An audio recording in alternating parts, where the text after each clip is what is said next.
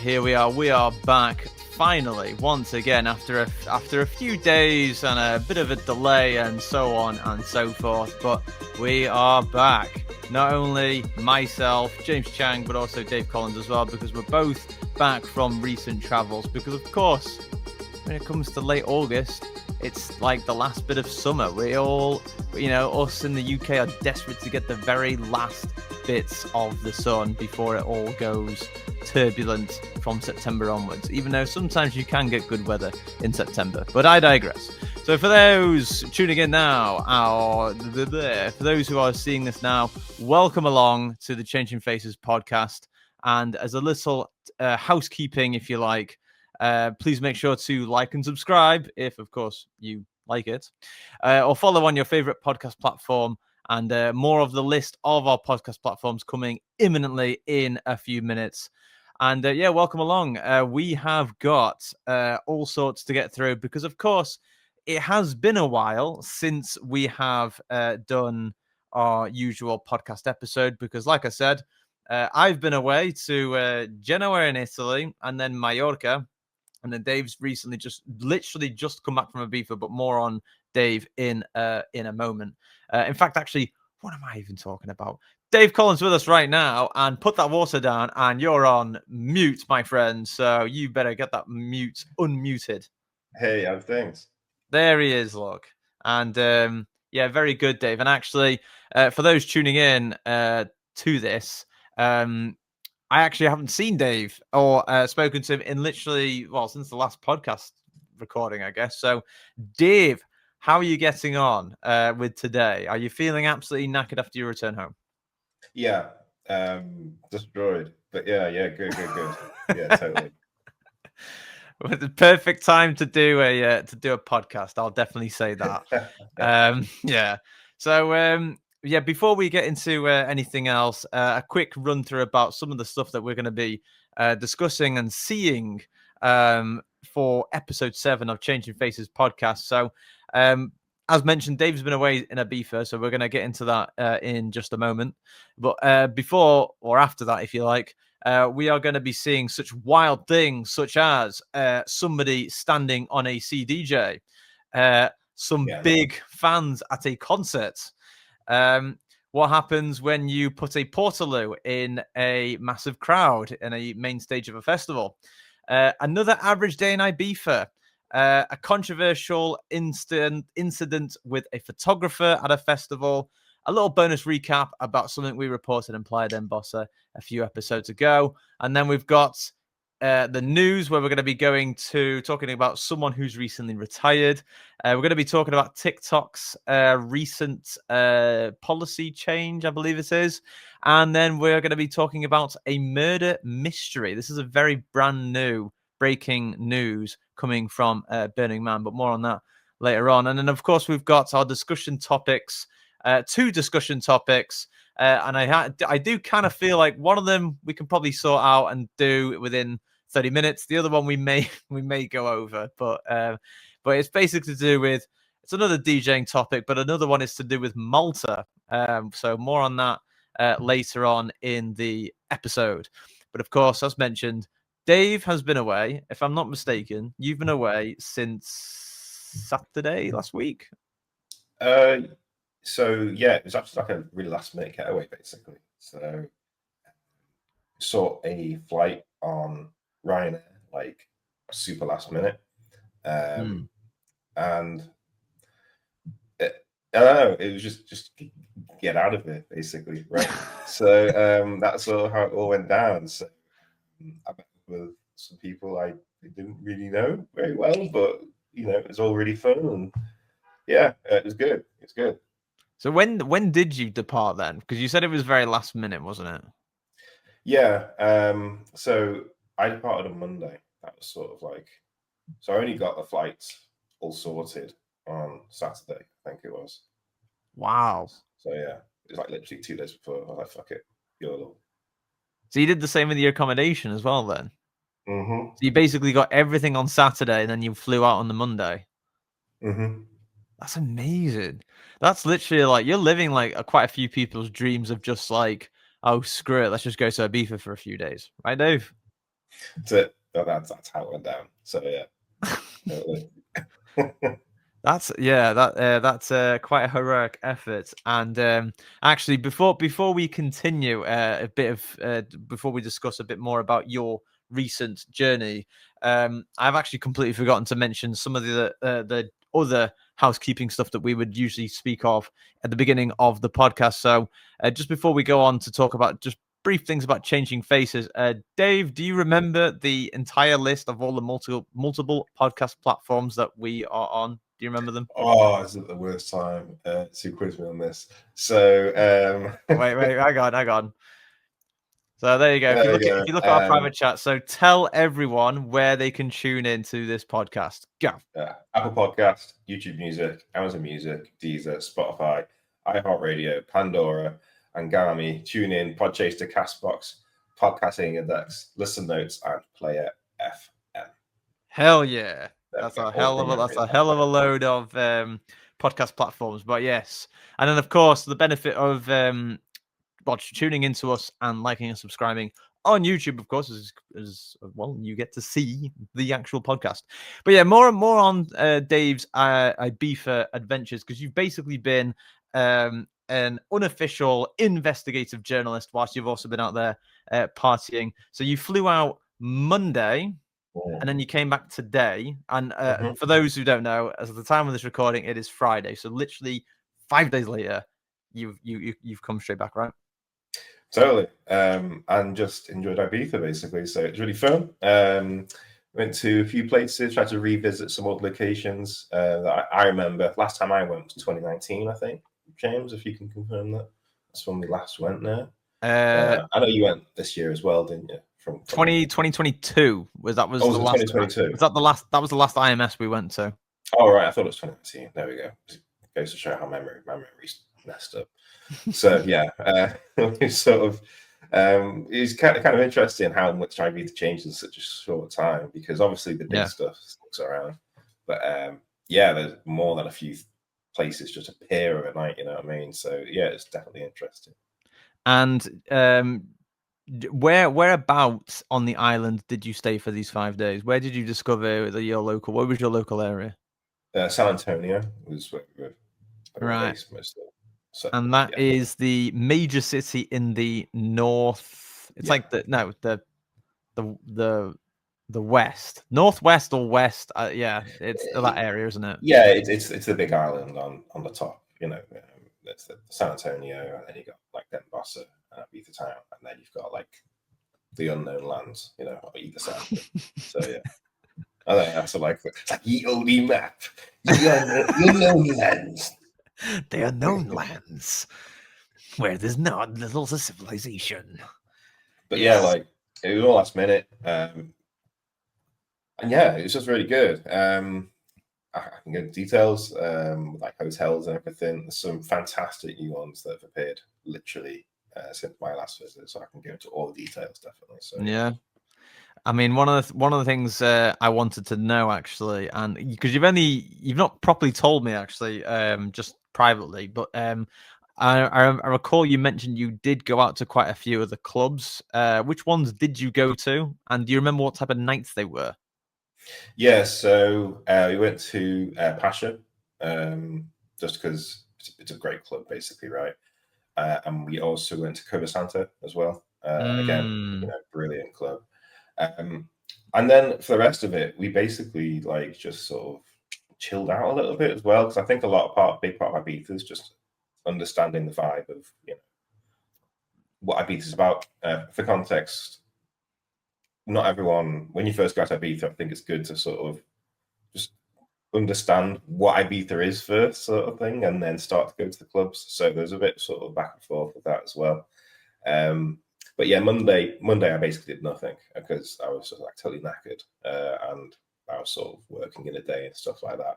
Right. And then on Tuesday I went to Pasha and I went to Covasanta, and then on the Thursday it was basically like Cafe Mambo sort of thing. We sort of hung around there for a bit, and then like today getting back. So I didn't go nuts on the club sort of thing, but it's definitely interesting to sort of go back to Ibiza, definitely.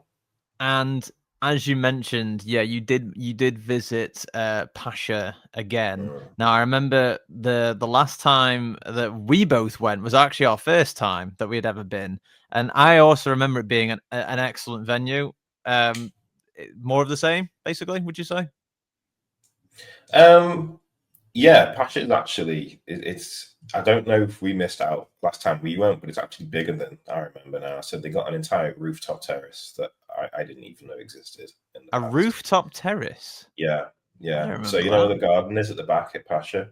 Yeah. They've got steps going up into an entire rooftop bar, and there's Really? like a cool little like I forget what they call it now, but yeah, there's like a little rooftop section which then has steps going back down into the main rooms, like balcony area. Oh, no So way. there's almost like an additional section I didn't even know existed. So that was kind of fun to explore. And yeah, Patch is just amazing. You know, the sound Yeah. system's like peak, and even little things like they had but fully blasting aircon sort of thing when we were there. So it was like, yeah, Mm. that's really cool little touches. Yeah. Yeah. No, yeah, it's it can be the little things that can just add to a more greater experience. And you also mentioned you went to this other brilliant venue, but very different vibe in Cova Santa, which is basically in the Mhm. middle of nowhere. How did you find that? It's nice to go back there. It's been ages since I went to Cova Santa. And like, Yeah. I don't really know how to describe it without sort of showing people there. But um, when I walked in, there's like a little like hippie market thing going on, and like people playing guitars, and then there's like little tiny bars scattered about, and Yeah. then you got like a big open air outdoor stage, and then people having like rest food like in a restaurant sort of thing. So if no one's been before, it's basically that's like imagine having a restaurant overlooking a nightclub that's Yeah. outside, and everyone's just sort of chilling and vibing. Cool place. I love Cooper Santa. Yeah, yeah, 100%. And it's so nice to hear from your review that it's still that still sounds exactly how I remember it as well. Yeah. Brilliant, very chilled out And again, like venue. I don't think we even saw this last time I went, but they got a big club room in Cooper Santa as well, which they opened later on. So Yeah, there's like a big club area that I didn't even know existed either.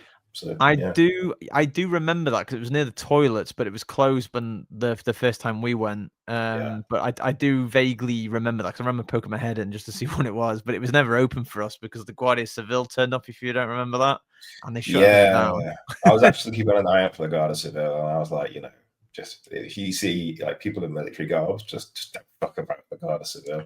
But I didn't see any Garda Civil during the entire trip, so that's kind of Well, weird. that's very good to that's very good to hear. And then finally, you mentioned that you'd been to what was the other venue? Yeah, Cafe Mambo, right? Yeah, so that was like our sort of last night, and we just sort of like, what do we do? It was like, well, let's just go to chill out around the cafe and mango sort of thing. So yeah, we were sort of thinking about going to High, but you know, you can relate to this. When you got a flight the next day, it's like, okay, do you go clubbing all night and then literally like die on the plane, sort of thing? I don't know, like that's totally like a gamble that you've got to sort of like think about carefully. So yeah. Yeah, and it's also it's knowing that if you do, you're gonna end up at Burger King in the Ibiza airport. Oh god, yeah. That was that today. Depression King. So yeah. Yeah, yeah, yeah. Everyone who's been to Ibiza will know. You know what I mean? Everyone was probably going, "Oh Yeah. yeah, yeah." No, that's very good to hear. But yeah, and it is good, and it's the type of stuff we love to hear because, of course, a lot of people who will be tuning in and everything will either know of Ibiza or have been as well, especially if you're into like dance music and so on. There is a high chance because obviously it is nearly like a pilgrimage of where a lot of people go, especially those in Europe. But I would also even say Americans as well. Quite a lot of Americans head over there as well. Yeah, very interesting stuff, mate, and good to see that you're back on it. And yeah, you Survived. are. Yeah. I can't say you're going to be ready for work, but like you're definitely. I think you're definitely ready for the weekend again, aren't you? Totally, totally. But it's funny, like this whole trip sort of thing. It makes you think a little bit like you can just get away to Ibiza for like literally a few days, and it's it can be cheap as heck as well, sort of thing. I'm actually thinking of starting some sort of like I don't know, research, or maybe we can even do a podcast topic at some point, or how to do Ibiza on a budget. You know, like how to do Ibiza for like zero, like practically €0 once you get over there. You know what I mean? That is actually a really cool idea because I think, as you know as well, like whether you've got no money or like a bit, or you're just a bit conscious about your spending, because obviously it's so easy to overspend over there. I think that'd be a So really easy. cool idea. We could Yeah, probably dedicate an episode to it yeah, totally, totally. because we've definitely got some ideas. That's for sure. But very good to hear that you've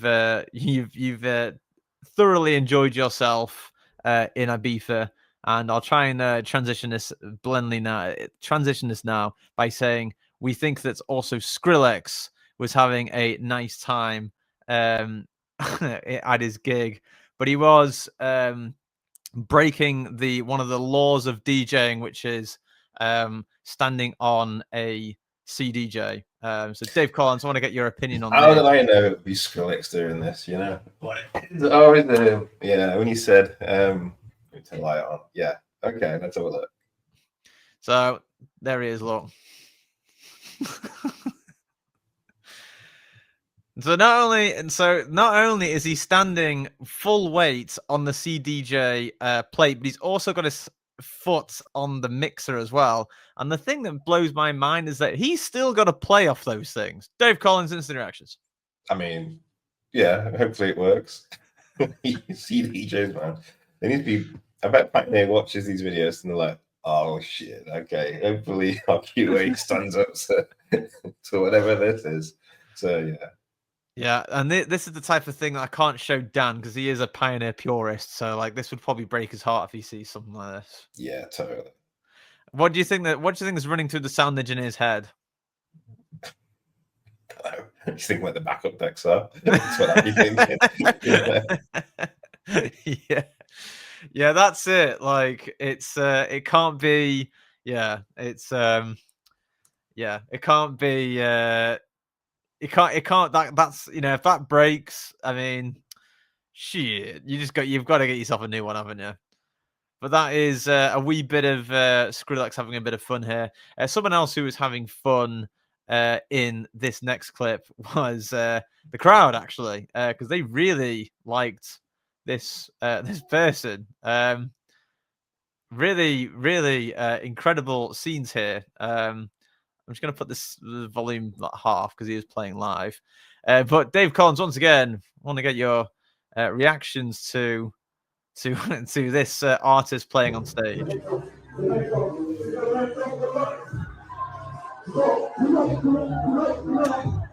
What are you doing? What the hell?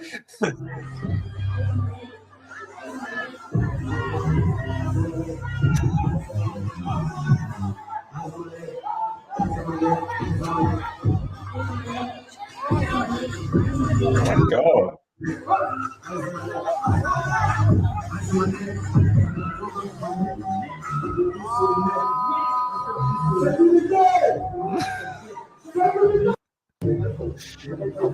What do you reckon of that, Dave?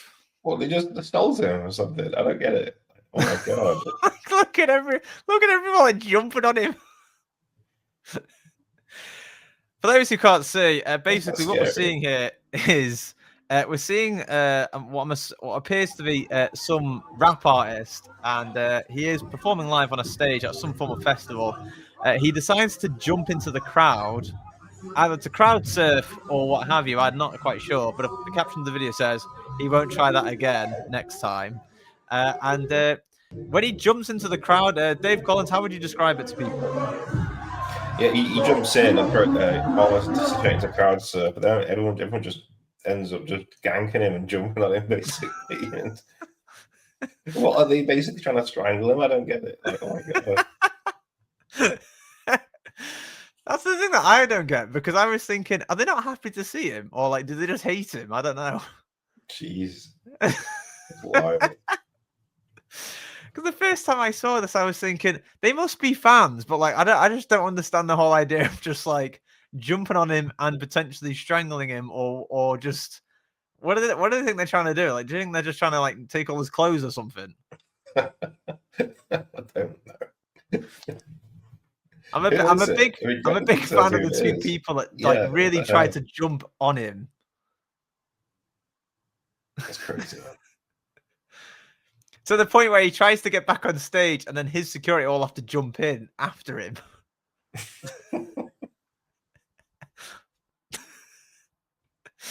So anyway, that was just one of the random things that has been going on in the world of dance music and so on.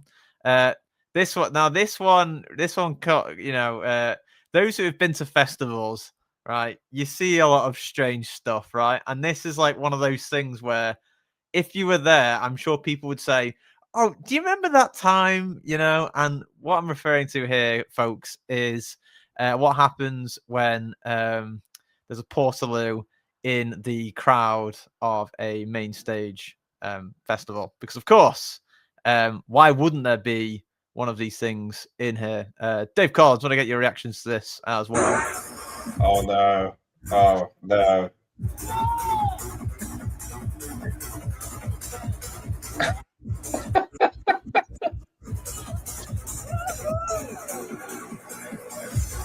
There is music. I'm gonna cut that. He pops over and starts doing bog roll out. Funniest bit. Yeah, I don't. That's another thing I have to point out. There's a random guy in the crowd with a toilet brush. Fucking hell. Like, have you ever come across anything like that at a festival, Dave? I've seen people overturn a portaloo, and like the guy comes out drenched in shit, basically. But then they shut him in, they lock the door, and basically overturn the loo. He's like, "No, let me out, let me out." There's that guy with the toilet brush. There he is. Look. I don't know how you get some of these fetishes. This is crazy. In fact, actually, correct me if I'm wrong, but I believe there's two people with a toilet brush. So there's one guy here with the pink one, and I'm sure there's another guy. Yeah, look, there's this guy as well.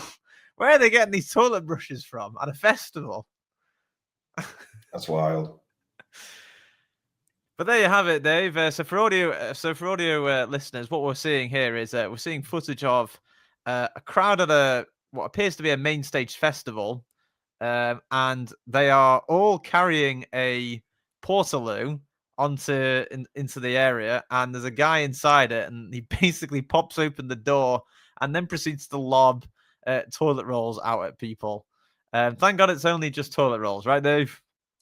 Yeah, totally. It could be very much worse. very much worse.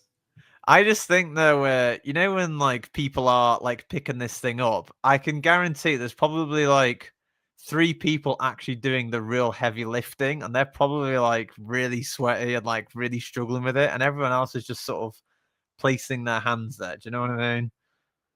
Like, there's probably some really friggin' strong dudes in there, like just mainly doing the heavy work there. Have you ever seen anything like that in a festival, Dave? Apart from like the odd people tipping a portaloo over, or like, or is this something that you've not seen before?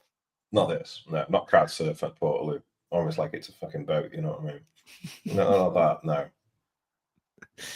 Yeah, it's a bit of a belter, isn't it? And actually, this next clip is actually really funny, just simply because it's from Ibiza. So, and you've literally just come from there. And whilst I'm at it, I may as well just quickly load up a few of the other clips for this imminent reporting.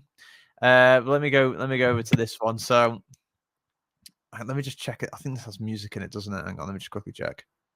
Yes, it does. So let me share this with you. So basically, I've captioned this as just another day in Ibiza, and I think this perfectly encapsulates it. So here's this, Dave. Wow, how the hell did you get up there? Jeez. What the hell?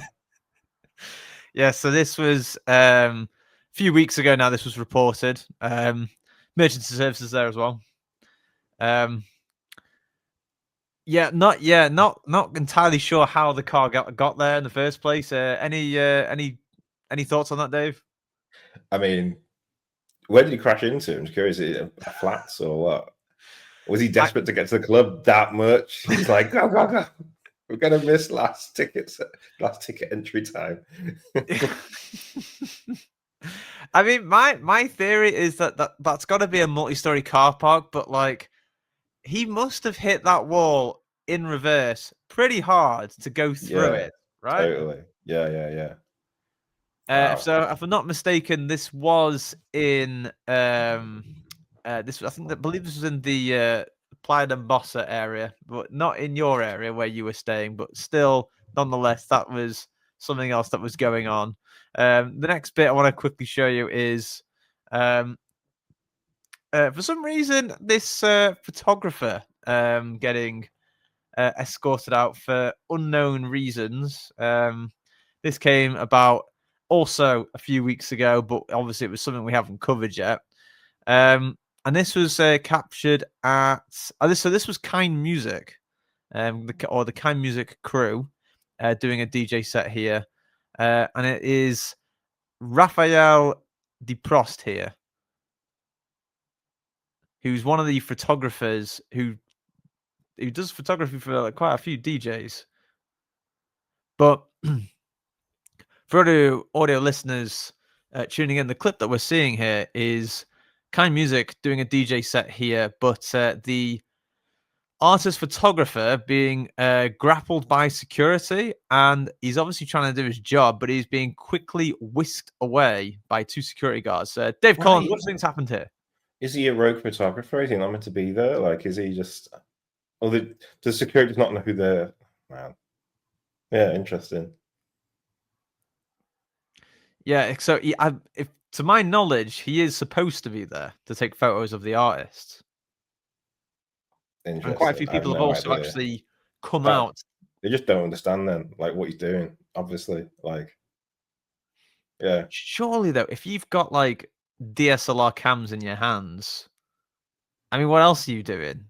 Well, I mean, yeah, that's a good point, but yeah. Do you know what I mean? So I don't really know. Yeah, I'm not quite sure why that happened. And of course, for those who can see as well, Alok also commenting here saying, quote, Raphael de Prost is an excellent professional and very polite, a truly outstanding artist. This is ridiculous. Also here, Rude GR.com also comments, quote, saying, yo, brother, this makes my blood boil just watching it. Hope all gear survived and you are fine too. It's rare, but security can be insane sometimes. So some really interesting things here. Even Sebastian Grosso chiming in here saying, quote, Raphael de Prost is the kindest brother and one of the most positive I have met. This is insane. Or Nick_Egwim also comments and saying, not really. Sometimes these photographers ruin the show, taking way too many shots. He was probably told. Dave Collins. Wow. Yeah, I mean, I don't know. Like, there's more to the story that we just don't know about. I just don't get it. Yeah. Yeah, it's perhaps a bit more nuance to what went on there. But yes, very interesting developments from that festival or that performance, if you will. Now, previously on the Changing Faces podcast, one of the things that we were recently discussing was the mental footage that came about. Dave, I'm sure you remember this as well. Back in Ibiza, again, of the fire that took place at Playa d'Embossa at that restaurant. Do you remember that, Dave? Yes. Yeah. Yes. So, this was a recent development, courtesy. Oh, do you know what? I forgot to mention all the Instagram accounts as well. Oh, I've got a terrible habit for doing that. So apologies. If you are the account holders that we've just shown footage of, I do apologize for not highlighting your account name, but please forgive me. There was too many of them that we've just seen. I'm not going back. That's all I'm going to say. But for this one, I can say this is courtesy of the account Ibiza the Island with 2 A's. And this is a quick update in regards to the of that fire that happened in Playa del Bossa. I'm just going to check for any music as well. No, not for this role. Yeah, I remember this fire looking crazy. Yeah. So the caption, for those who can't see, says, quote, "The Playa del Bossa restaurant fire started by 2 people after the owner refused to serve them a €5 dinner." Then Ibiza Island continues to say, quote, "The owner of the restaurant recounted how 2 individuals set fire to his establishment after he refused to serve them a dinner for just €5. The blaze not only caused serious damage to Sarsal, but also affected several neighboring businesses. The perpetrators have already been arrested. What are your thoughts on this incident?" And I believe this is another account from the footage, which is at El Espanol 2015. Dave Collins, 2 people were refused a €5 dinner, and so they took it upon themselves to light the place up. What are your thoughts on that? Assholes, basically. Oh my God. Shit. Oh, sucks ass. How hungry were they? How did they light it that fucking quick, though? I don't get it. Jesus Christ. They must have probably have jerry cans in the back and bring, you know, you know what I mean? Like, how can you possibly like cause a fire this bad, like in that scenario? I just don't get it. It's wild. I mean, yeah, it's a wild one because obviously we're not getting the full details of this, but from what I can say is that especially in places like that, I imagine it doesn't take much for things to go ablaze and go wrong very, very quickly. Sure, Um, yeah.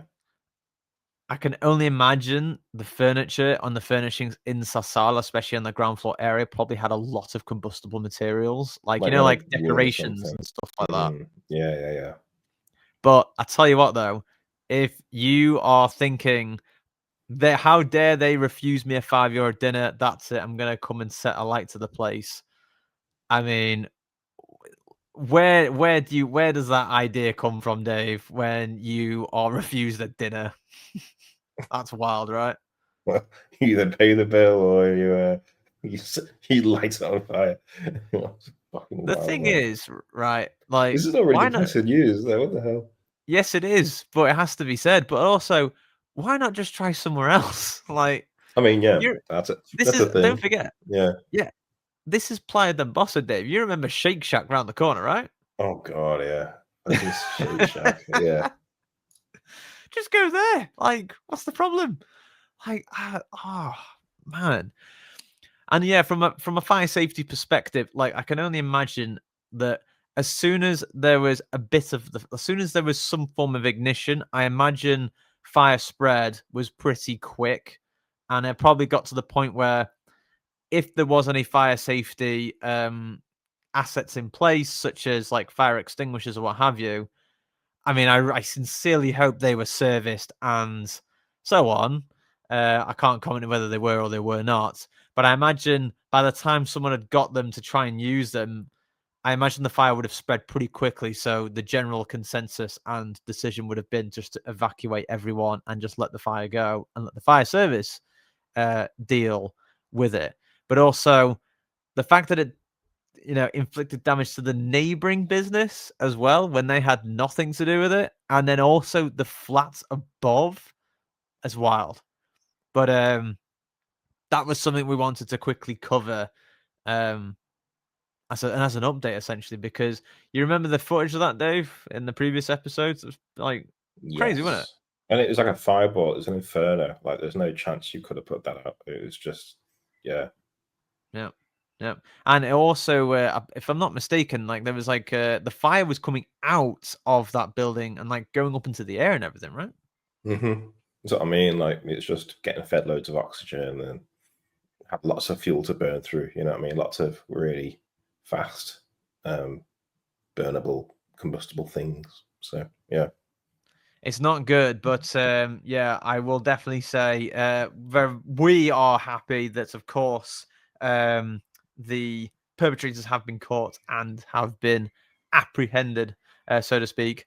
But in the sleaziest way that I can describe this, somewhere else where it's very fiery is over on Changing Faces Mixcloud Select. Ain't that right, Dave? Woo-hoo! Oh yeah, it's oh my god, such a terrible fucking transition. It's lit, Oh bro. yeah. Yeah, literally.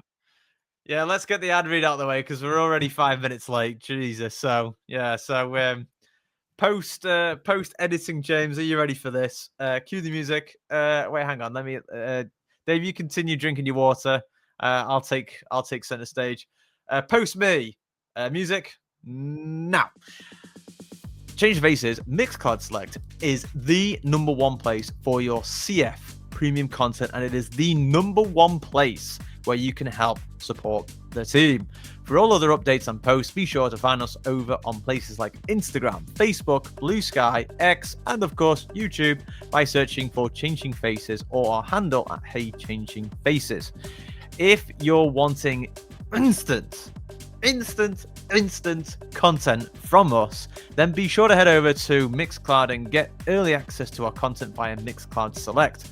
With a Select subscription, you get playback controls enabled, early access to our shows, and some exclusives thrown in there for good measure. And on top of all of that, it supports us here at Changing Faces. So where do you go? That's mixcloud.com/Changing Faces, all as one word, or find out more over on our site, changingfaces.live. Don't forget, if you want something mentioning, be it a product, service, release, or whatever, in our sponsor break, be sure to email us at hellochanginfaces@gmail.com. Dave Collins, welcome back, sir. What do you reckon of that ad reel? Excellent, very good. I can hear it in post already. Yeah. And I'm going to quickly bring it over to you to do your quick ad read.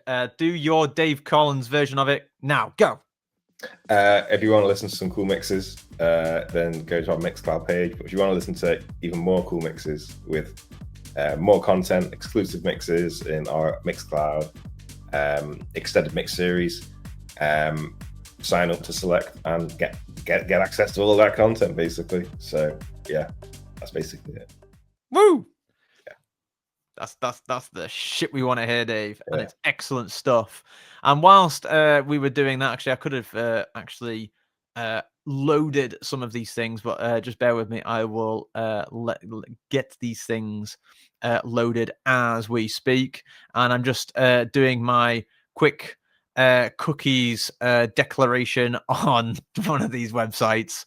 There we go. So that's all done. So now it's about time we move on to the news, because we are a wee bit behind, but some of these news pieces we can just fire through, so it's not much of an issue. So we first off, we kick off the news with well, there's no jingle still, so let's just go with the news. Very good. Yeah. We're gonna have to get a jingle sorted one day. We can't keep doing this forever. There will be a time where we have a news jingle, but today is not that day. Now we're going to kick off with a wee bit of news regarding French DJ, artist, and I think he does a few other things, but Martin Solveig retires, and this comes credit of We Review. So what's going on here? So French artist and producer Martin Solveig earlier this month, and I'm saying this month, but I'm pretty sure it's not this month. This was 6 weeks ago. So anyway, earlier this month announced his retirement from the music industry. The chap, most famed for his hugely successful hits such as Hello, Ready to Go, and Places, has hung up his headphones for good. As We Review writes, quote, performing his one and only show of 2025 at, oh God, this is going to be a hard one. Festival de Viel Charrue. I don't know. I think that's how you pronounce it. It turned out that it would be his final one of his career, although it doesn't mean that he'll be retiring from music fully. He'll also be focusing on other projects his shows will be missed. Now, I'm pretty sure, was there... Yeah, hang on. Let me just look at this link. So how do you pronounce this? Viel... Viel... Dave, help me out here. Viel Shuru. Oh, there it is. Look. Yeah, Vielis Shadowius. I don't know. That's my best attempt. Yeah, it's something like that. So essentially, yes, Martin Solveig retiring from DJing. He is going to be working, as mentioned, on a few other music projects. Dave Collins going to bring you on here. Are you inherently filled with sadness that you will never be able to see Martin Solveig perform, even though I'm pretty sure you never saw him live anyway? I didn't see him live anyway. What's he retiring to do exactly? Because I've seen this happen a few times where the DJs retire, but then they focus on their own musical projects, like basically a band or something, right? Yeah, that's basically what the gist is. So he is going to focus just on music, but he's just no longer going to play any live sets. No more DJing or anything like that. Right. Okay. Good luck. Are you sad to see him go, or are you like, screw well, yeah, this guy, get him out of here? I never see him anyway. So, I mean, if people can comment on the show how great he is, then by all means. But yeah, I don't know. I literally never seen him before. Have you seen him before? I don't know. No, sorry. I just laughed at the top comment here from Dia_Sadoe with who. Thing is, I can sort of relate because one of my favorite DJs, I think it was Airwave, or was it Airbase actually? I need to look at my list. I'm a bit fried tonight. He basically gave up. He did his final DJ set this year, and now he's focusing on his own sort of.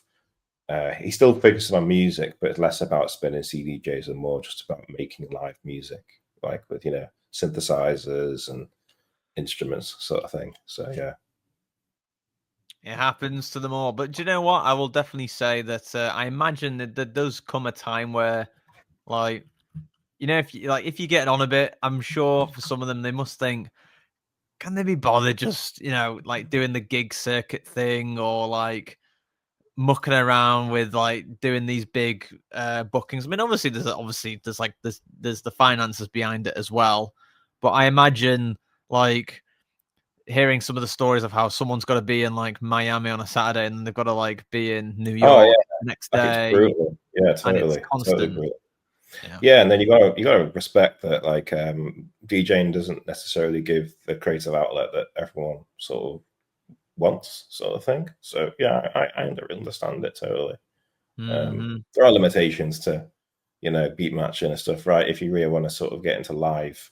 Remember we saw like although not quite DJing, but with Teed on stage, he brings all the instruments on and he basically makes that his performance. Like, I can see DJs want to get to that totally. So yeah, and that's it, isn't it? And I think do you know what? Like, when it comes to making music, you sit in the studio and you make the music, right? And like that's pretty comfy, right? And it's, instead of having to go somewhere like in some specific destination and having to do a live set or what have you.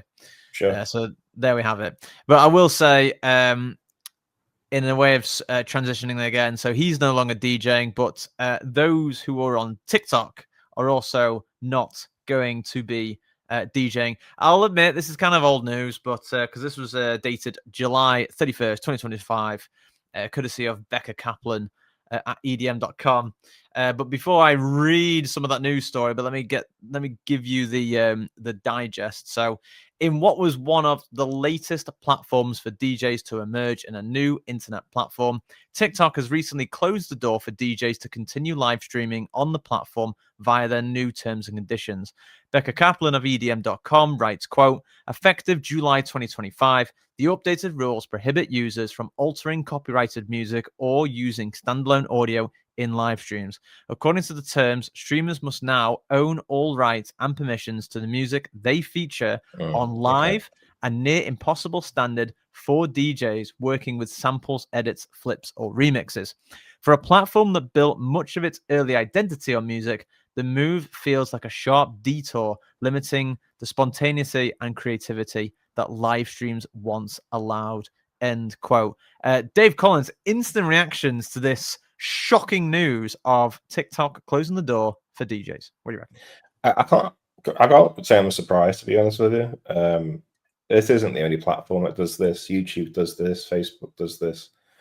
Even Twitter does this. So people flocking to Twitter are going to find out at some point that, although they're flocking to Twitch, sorry. So Twitch does this to some degree as well. It's not that you will get flagged up if you just start playing music on Twitch, but yeah, like you shouldn't really do it, basically, right? It's not what the platform's for, essentially. So yeah, this entire area is such a gray zone across the entire internet as to who has the rights to play the music and who gets the royalties, essentially. And to be honest with you, I'm not plugging it, but Mixcloud's the only one I've seen that's done it correctly, right? They're the ones that are actually handling all of this in the correct way. So if they're going to move anywhere, I'd recommend there personally, instead of moving from service to first service as they start to lock down their walls bit by bit, essentially, right? But yeah, it's sad to see, but I'm not surprised at all. It's funny actually, and actually, you raised something I was already going to mention actually, because obviously if for those who can't see the top bit of this article here, but it also just says here, quote, changes to TikTok's music terms of service restrict the use of remixes and altered tracks, leading to permabans for the platform DJs, many of whom are now migrating to other platforms like Twitch. But like you said, Dave, I was just going to say this actually, because obviously now, if you think about it, for some of these DJs who do DJ live streams and so on and so on, your avenues for doing this is now more narrow. So you've literally got Twitch. I'm not sure if you can do it on Kick. I've no idea. But then of course, like you said, Mixcloud is now looking even better. Well, yeah. So traditionally, when it comes to this sort of thing, most DJs DJ on Twitch at the moment, and Twitch has a bit of a lackluster approach to enforcing things like this. But they're getting more and more vigorous, right? They're starting to realize that it's something you shouldn't be doing on their platform anyway, and it's just a question of when they'll enforce it, not if. So at some point, Twitch will enforce this, just like TikTok has. And then Kick is the same thing, right? Kick was born out of a response to Twitch's restrictions. So, like, the big one is gambling. Gambling is against Twitch's terms and conditions. So Kick was born to show gambling feeds, but then a lot of people go to it to bypass a lot of Twitch's rules, essentially, right? Which there is a massive list, right? Getting demonetized on Twitch is totally a thing. So I mean, it's all about just evading the big rules. And like I said, the only platform I've seen people put stuff on SoundCloud, and then SoundCloud just takes it offline because it's not, it contains tracks that you don't own, sort of thing. Everyone uses SoundCloud, but it's not the best place to share mixes at the end of the day. But what Mixcloud is, because they pay all the royalties to the big record labels, essentially. So I suppose it's the old question of, you want a service that's used by a lot of users, but you also want a service that is going to protect your works. Because can you imagine having a TikTok channel, right? And you uploaded, I don't really know how TikTok works, to be honest with you, but let's say you've uploaded maybe 30 mixes or 300 mixes, and then they just take it all offline. All that content gone. You know what I mean? And it's just sort of like, that sucks. So this happened with YouTube ages ago when YouTube started to do this. There's so many channels that sort of, I mean, I'm not going to tell people how to pirate music, but I'm just saying, if you go on YouTube, type a song in, you're going to find it. You know what I mean? It's just one of those things. So it's crazy. It's a huge risk as well, actually, I think, because obviously, I think it's fair to say that for a lot of DJs and artists, I may be wrong, but like, from what it appears, from my point of view, is that a lot of artists and DJs will have sort of like, like they'll have like their main audience on one platform, and they'll have like fans or followers in other areas as well. But like, often you'll have your main source where like you have the most people. But I would definitely say, if all of them were on TikTok and TikTok, aka TikTok Live, and you can't DJ anymore, that's a big problem, right? Oh, totally. Yeah, you're at the mercy of that platform. And I swear, like me and Dave do not work for Mixcloud. We do not get any form of endorsements from Mixcloud. But we like this, like Mixcloud is now looking much better with changes like this, right? Because like I think with Mixcloud personally, you are pretty secure, right, Dave? Yeah, that's sort of the whole idea behind it. So there's many reasons for that, but like all the mixes you put on Mixcloud are quote unquote safe. They don't just get deleted randomly, sort of thing. When someone disputes the rights to broadcast it, because that's what it's designed for. Another thing people don't really consider, which I wish they really would, is wherever you upload your music, the quality of it can really like vary. And I know a lot of people don't care about that, but on Mixcloud, it's like kind of high quality sort of bitrate sort of thing, from what I can understand on how good quality the music is. You'll notice in all of our shows it says HQ. The way it works is if a company or artist or whatever pays for Mixcloud Premium or Mixcloud Pro, I think they call it, all their uploads are uploaded in high fidelity, and any listener, it doesn't matter if you're a subscriber or not, gets to listen to that mix in high fidelity. And I think for dance music, that's super important, because I don't want to go back into the days of the year 2000, but 128 kilobits, it's not good for dance music. It sounds terrible. But then you've got people putting stuff on YouTube and stuff like that, and it's like, it doesn't sound great. You try and put that music through kind of a high-end system, and it starts to fall down. So that's the other thing I'd suggest. Just because you can put your music everywhere doesn't mean you necessarily should, because there's varying degrees of like quality, across these services. And ultimately, that's because they weren't designed to do it in the first place, right? TikTok, from what I understand, was designed for quick, short video content, almost riffing on Vines. It wasn't designed for this. So yeah, totally. Yeah, and you're absolutely right, and that's it. And it is just the use of these different platforms to obviously try and get and engage with users who may not like think they're going to see that type of content, but like there it is. But of course, it's like, well, it's just murky gray area, isn't it, when it comes to stuff like that, because it's like they've never really addressed it whether you can and cannot do it, and now they have. Yeah, the internet. I mean, I won't go into this topic too much, but the internet's had a big crackdown on things like this recently. Privacy things and sort of rights and who owns what and things like that. So I can see this happening more and more. That's a future topic. So we need to park that, because we need to move on. But yes, very good point. The last bit of news now, and because I'll be honest, a lot of the news that we've just seen and a lot of the content that we've seen is from like a few weeks ago, right? Like it's all fairly like in the past. This one is literally dated as of the time of this recording. What day is it today? So it's Friday 5th of September, right? This was dated Monday 1st of September. So this is like the most recent news that you're going to get from this podcast. But this is a bit weird, right? This is ongoing as well, by the way, Dave. We haven't got any more updates from this. So let me just quickly explain what's going on. So, murder mystery at Burning Man. On the last weekend of August, reports came in of a body that had been found at Burning Man right around the time the festival's central burn began. Michael Lawson from Resident Advisor writes, quote, "A murder investigation is underway at Burning Man after a man was found dead at a campsite in Nevada's Black Rock Desert over the weekend. A festival goer alerted an officer at around 9:14 p.m. on Saturday, August 30th. According to the Pershing County Sheriff's Office, police said the victim was discovered lying in a pool of blood. The man's identity hasn't yet been confirmed, per the BBC. The incident coincided with the burning of the man, the festival's climatic moment. Organizers said they were cooperating with authorities and urged attendees not to interfere with the investigation. Part of the site was cordoned off as police and forensic teams conducted inquiries. Sheriff Jerry Allen said, quote, "Several participants in the immediate area had been interviewed, adding that while the act appeared isolated, attendees should remain vigilant, end quote.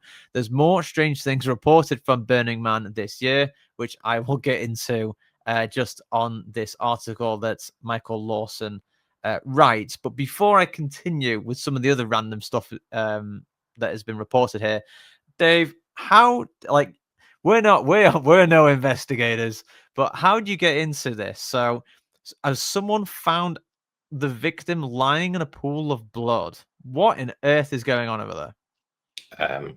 I don't know. We need some pretty Batman level detectives now to sort of work this one out. That's crazy. Was he like stabbed? Did they identify how he was killed?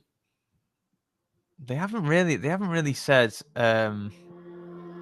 They haven't really said much else. Actually, it's an ongoing story. This is all that we know so far. And then the Burning Man itself, from what I understand, it is literally everyone just turns up in a desert and that's it. Like there's very little control over what people can bring in to Burning Man itself, right? That's correct. Yeah. Yeah. So this could have been anything, right? This could have been, yeah. This is, yeah. I think it's one that I wonder if this will affect Burning Man as a concept, right? Because yeah. I don't know. Yeah.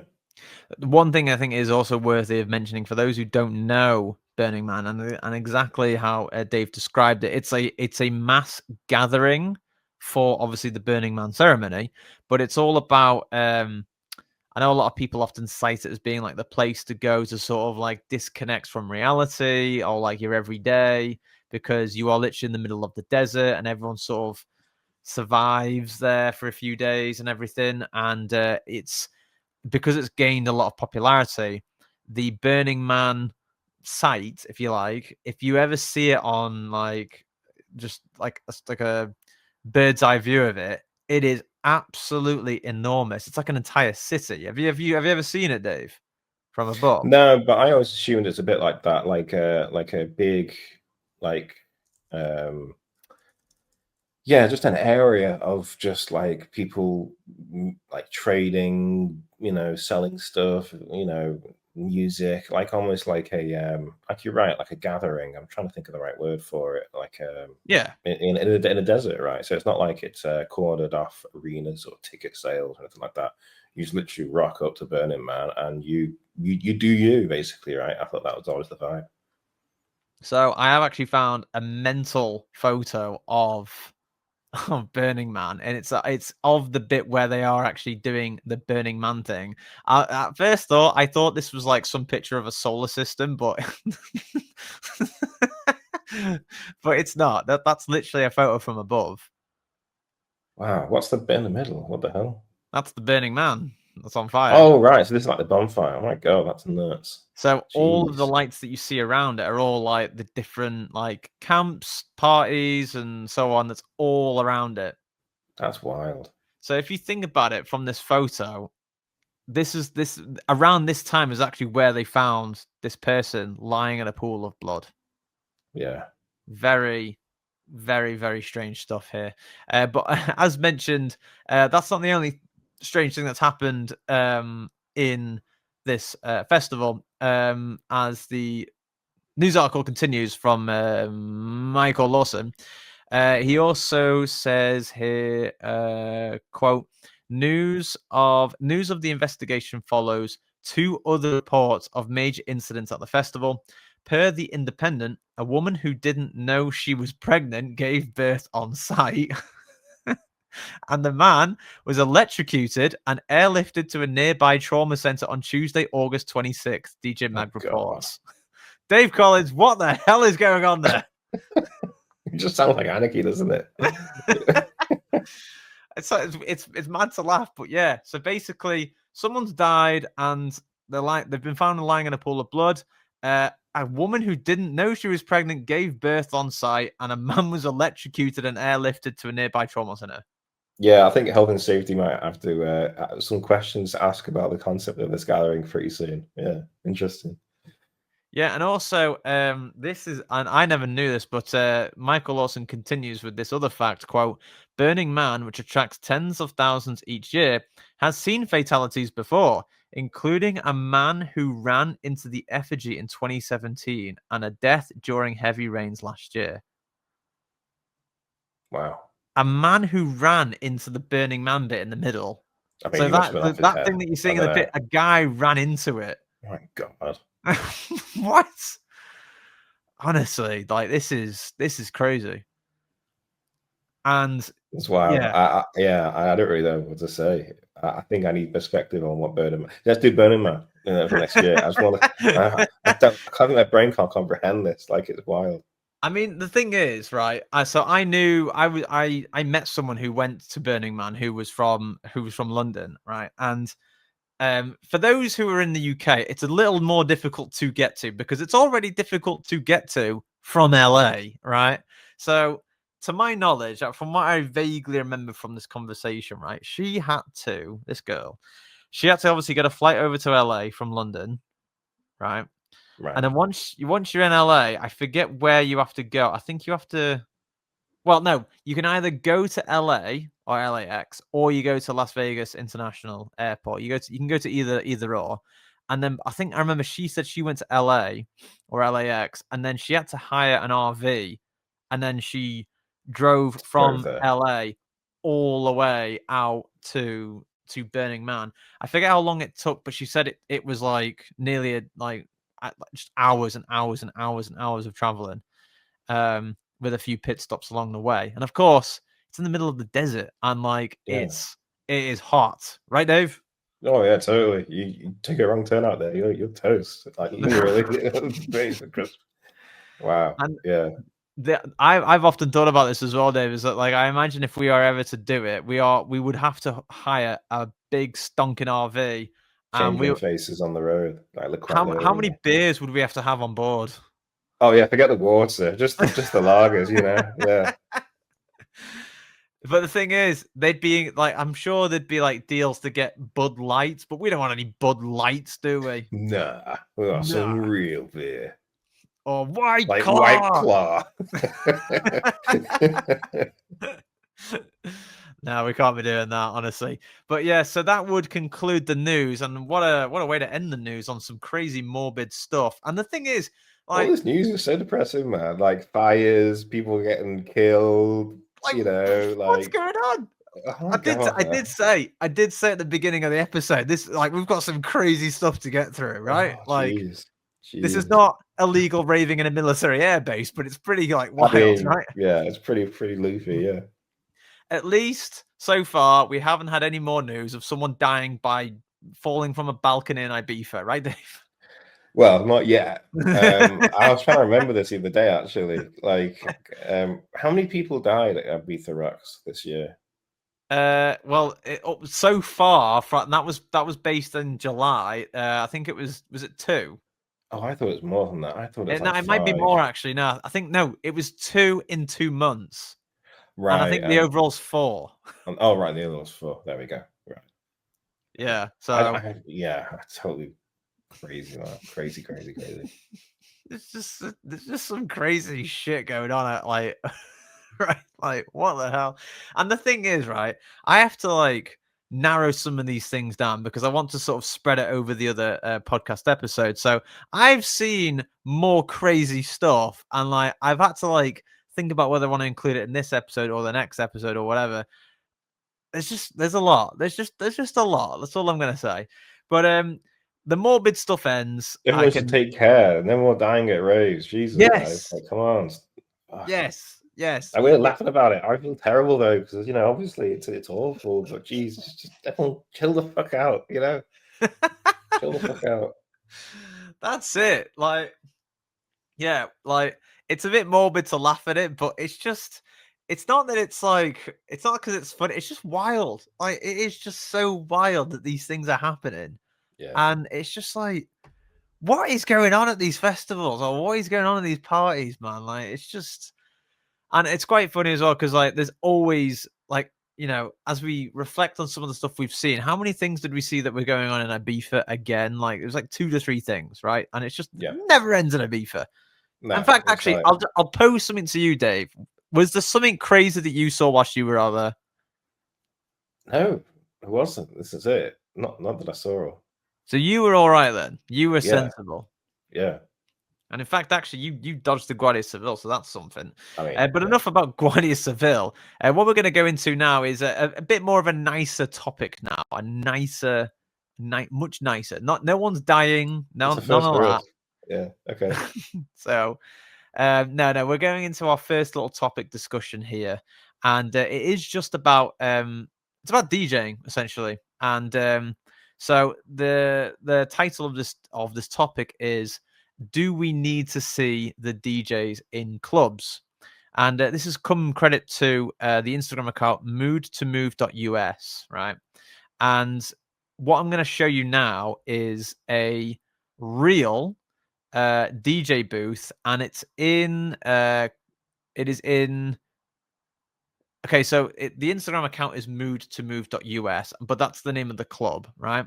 And this club is in Houston, Texas, right? And this, Dave, is what the DJ booth looks like. Okay. And if you look over, he's not even on stage. Yeah. So as you see it again, look, as the camera pans over, no one's looking at him. No one's paying attention to him. And if you see, look how many lights are actually on the DJ. Well, none, basically. Mm-hmm. And in Yeah. fact, if you look at all the apparatus that is in front of him, I don't think anyone could even see him.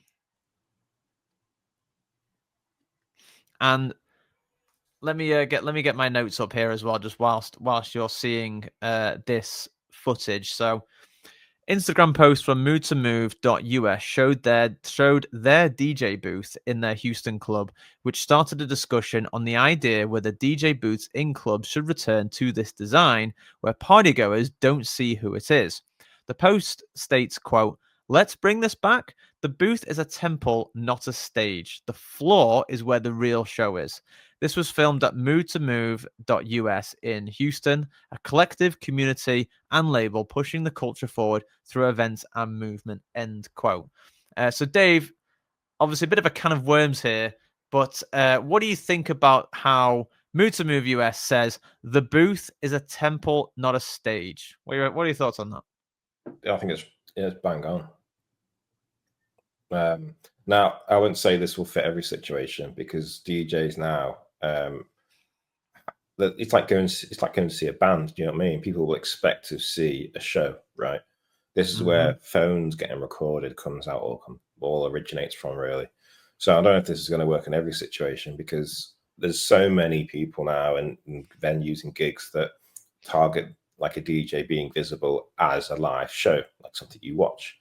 With like stage show, laser shows, like LED backdrops and stuff. And one look at Universe says everything you need to know about that concept. You know what I mean? But this is sort of reminds me of the old clubs that, you know, back in the day, as people are saying. I'm pretty sure Gatecrasher was a bit like this. I'm not sure.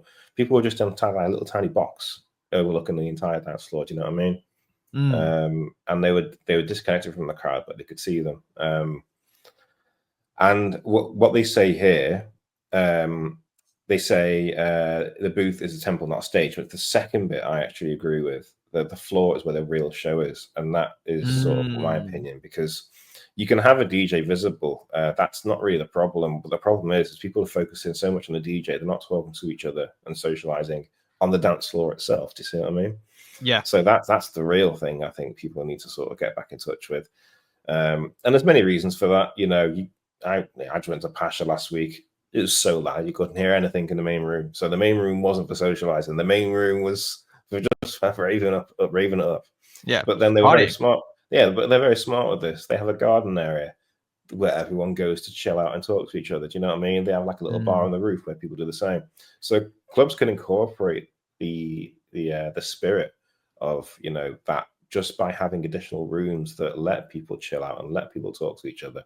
I've always said, ironically, some of the best moments I've been into in clubs are the smoking areas, because it's a moment where people can have a bit of a chill out and just sort of chat to each other and like socialize. I don't know. So yeah, and have a laugh and just Yeah. Yeah, and that I often, and I agree with that. And I often find that like I'm sure people will also Not say that I that encourage smoking, but like it's just the way it works. If the entire place is like so loud you can't hear anything, you need a place where people can like still talk to each other. So yeah, that's what I encourage absolutely. venues to have multiple rooms for different purposes. Definitely.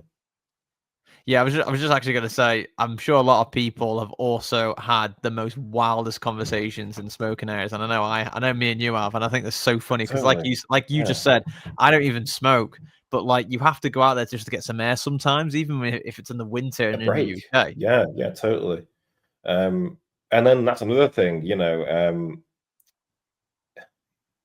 How many times have you heard people like overdoing it in the crowd and passing out, for example, right? Mm, Um, just somewhere people can take a 5 minute breather. You know what I mean? Something like that. I don't know. There's a lots of smart design choices. Some clubs do really, really, really well. Others just literally don't. So yeah, I'm sure we could make a list one day of our top 10 clubs that sort of mm. have a perfect balance. In regards to that. Ah, yes, the perfect balance, and that's definitely what we are in need of. But I will say,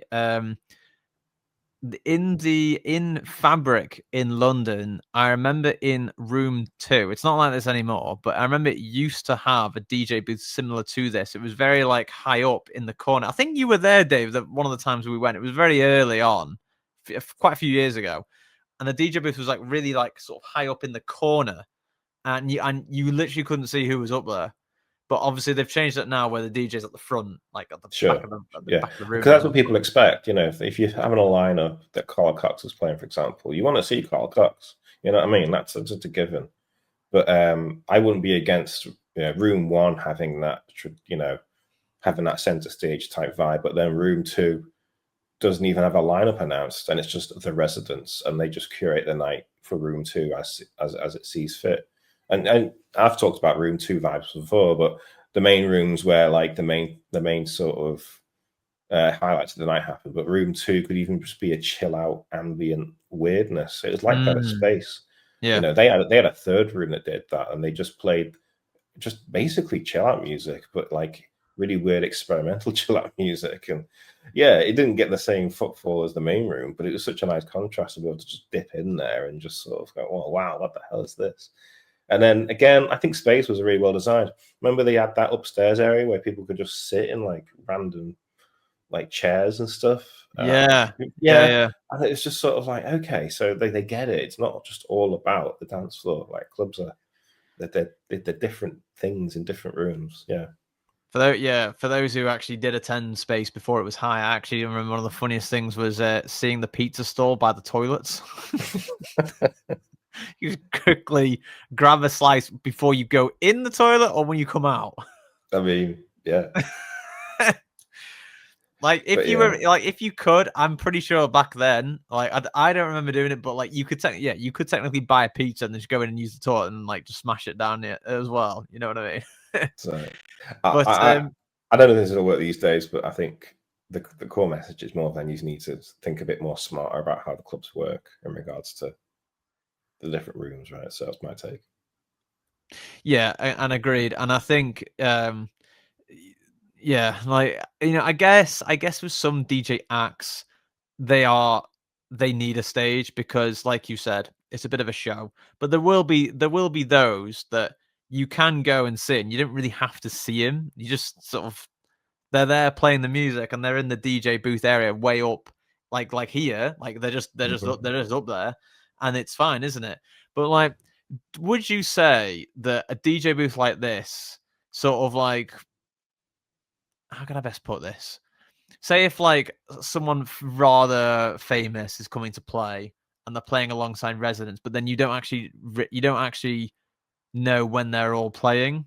Do you think that like just sort of do you think like that the famous artist, so to speak, just doesn't become famous anymore because everyone's on the same page? And you think like do you know what I mean? Like because I think that's where a lot of some DJs would argue to say no they don't want something like this because it's sort of like doesn't harm their reputation, but like do you know what I'm trying to say? Like Yeah, like in the world of as a social counter media and argument. clout, yeah, you're right. It sort of nulls all that a little bit, and it puts people's focus back on the music.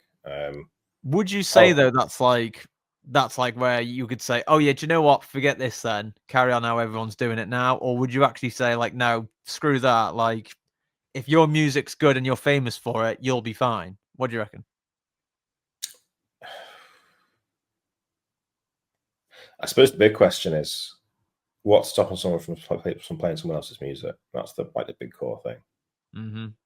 Um, that's what I probably think. A DJ shouldn't have to just stick to his own releases. They should be able to experiment. But as soon as you take away the element of knowing who's actually DJing, it's sort of no one turns up for the DJ anymore, right? They turn up for the club, Yeah. and I think that's such a big shift in mentality. I don't think that's going to happen anytime soon. To be honest with you, like I think that used to be the case, like back in the day when DJs were kind of unknown. In the early '90s, there were a handful of DJs that were big, but there was many DJs that people just didn't know about because it was a brand new thing. Do you see? And Mm. then over time, certain DJs got a reputation, and those are the ones that stuck. But honestly, like look at lineups from like back then. I'm sure. I wish Dan was on here because he'd be able to tell us much more about this even before. Then there's probably hundreds of DJs that never got limelight that are really fucking good. You know what I mean? Oh yeah. But they just didn't get into that pipeline of like self promotion and sort of image recognition.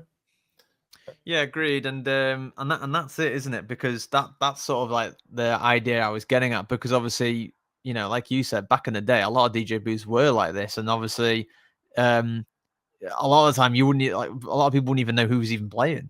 And in fact, Yeah. actually, if I remember rightly, there is a very famous clip of I forget what club it is. It's a club in Liverpool, and it's filmed in 1990, and they're playing "Enjoy" with Anthem.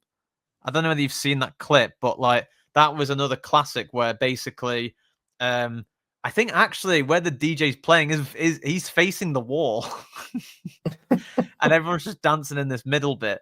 Quite a famous clip, but that is also another example. But I wanted to bring to you another like scenario. Say, for example, you are like the bookings manager or the sound engineer or whoever. Say that you work for this club, like Move to Move US, and you're booking someone, right? Say in this scenario, you are showing the DJ turns up like early on, and he wants to do like a sound check, so to speak, and he turns up here before his gig, and you say, right, here's the DJ booth, and he then starts kicking off saying, I can't play here because like no one can see me. What's your response to that? Yeah, he's got a point. Like if a DJ sold, if a DJ accepts a gig with expectation, it's going to increase his sort of career, as in his presence, and it isn't doing that. And I think that's kind of a valid concern, to be honest with you. Oh no, it's tricky. It really is. I think there's many layers to this. Like even the booth you're looking at there, I'm pretty sure some of this like booth design stems from the concept of technology limitations. So like now everything's streamlined. You've got CDJ Yeah. configurations that are all designed to be used in a certain way. But you go back you go back far enough, there was no standard configuration. Everyone just made things work the best they could a little bit. Yep. I suppose turntables Yep. would be your biggest comparison, but yeah, I mean that's when DJ booths are a bit all over the place, and I've seen some wacky booths in my time as well, right? Yep. With cassette players in them and even 8-track, you know what I mean? And it's like, oh my god, okay, so this booth was built over time with sort of no real mentality for design. It was just built as it was required, through the years. Yeah. So I think that's definitely a factor. And actually, I'm just gonna pause it here. Great statement, because actually, I think that's exactly what's going on in this DJ booth. Because look at the state of this TV monitor at the top, and then I don't know what the hell is going on with any of these things. Like, I Yeah, don't even know what they are. like it's not been designed like well. It's almost like a student's music studio where stuff's been added to it over time that it's useful in certain scenarios. And yeah, now you've got a tower of technology. I think Yeah, it's half of that's probably not even working. You know what I mean? It's just there. I mean, yeah, it does seem off, isn't it? And like even the mixer looks absolutely massive. Yeah, that's how But mixes hey, used to be, like big studio mixes. if it ain't Because broke, don't fix it, right? yeah, why would you just want two channels? what's the point of that? We're going back into the days of before beat matching now. Do you know what I mean? With belt tables. So like, yeah, you know, even belt tables were beat matched, but like there was so much more variation to it, and like setups and controls, definitely. Absolutely. And to continue on from this as well, I'll read out some of the comments that I can see just from this post. DJ Spinner comes in saying, "Yes, please bring mysticism back to the DJ." Himats421 says, "As someone who's just started out with DJing, I'd absolutely love this. I kind of don't want to be looked at, to be honest. I don't want to be the star. I want to be the soundtrack." That's a very, very interesting comment there. And then a few people here just mentioning about how they're not going to be asked for requests and so on. I mean, hey, they got to climb up there to get to you, right? I think the technical arguments are definitely valid. Like the one thing this is perfect for is reading the crowd, because the crowd isn't reacting to you, you're reacting to the crowd. Do you know what I mean? So you know, you can tell if people are dancing. You can tell, and because people are focusing on with their friends, they're dancing in groups with, you know, with each other, and they can sort of pick the groups apart. Then you go, okay, these guys are enjoying it, but those girls aren't, sort of thing. And then you can start to craft a set based on how the dance floor is reacting just by the music.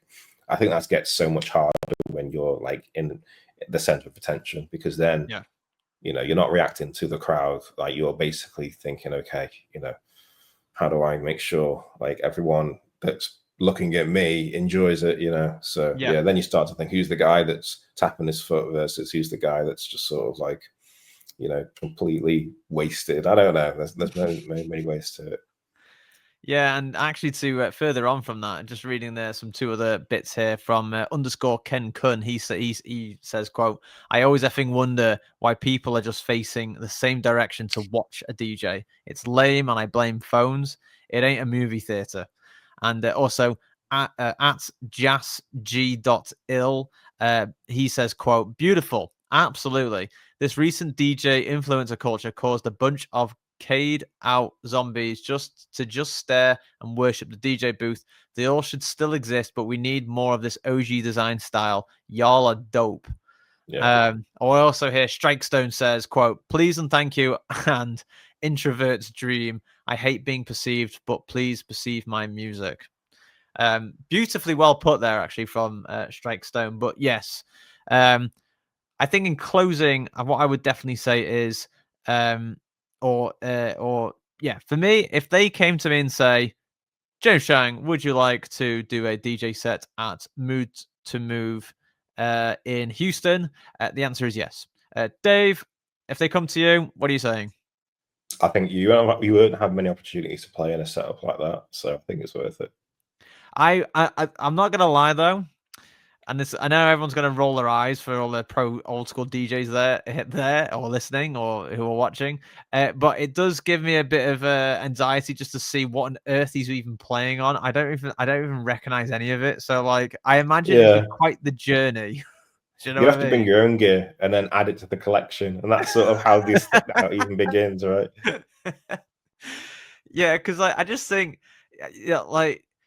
it's one of those things where I just think, when you turn up and you look at like for those who can for those who can see that, like I don't really know what the setup is going on there. Like, like knowing me, I'd probably turn up there and turn the little TV on just for the hell of it. See, what's the TV for? I don't get it. Maybe just like watch a random episode of The Simpsons up there or something. I don't Yeah, know. great. I'd love that, actually. You know, Yeah. Or maybe one of the machines is a VCR. I don't know. But you're like, just yeah, it's just watching Star Wars while you're DJing it. It's like, oh shit, Obi-Wan's fighting Darth Vader. That's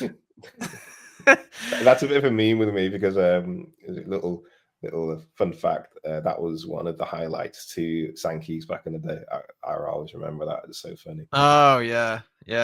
One of their secondary rooms. So they had a main room, they had like an outdoor garden area, but then they also had a movie theater. And I distinctly remember taking a break from the main room, going to get a drink, and a bunch of people just zoned out watching Star Wars Episode 1 while they were fighting the Darth Maul fight, and they were literally just sitting there looking at it, off, probably out of their head, sort of things like, "Whoa, the lightsabers," sort of thing. And I was like, "It's kind of unique. I love this." Yeah, Yeah, it's funny that in it, and do you know what? I will definitely say, and that was what Dave's referring to there. For those who don't know, it was at Sankey's Manchester, and that was the yeah, original Sankey's venue before it obviously expanded and then decreased, I guess, in size and shape and so on. But yeah, I'll definitely say those who can be creative with their second or third rooms, if they have them, is just, it's like you never forget it, do you? Because like what year it's what was that makes when you clubs saw that? unique. Oh, that was ages ago. Like, Um, because like the thing is that was fresh in your mind. You still yeah, remember that clear as day, right? But what yeah. year was that?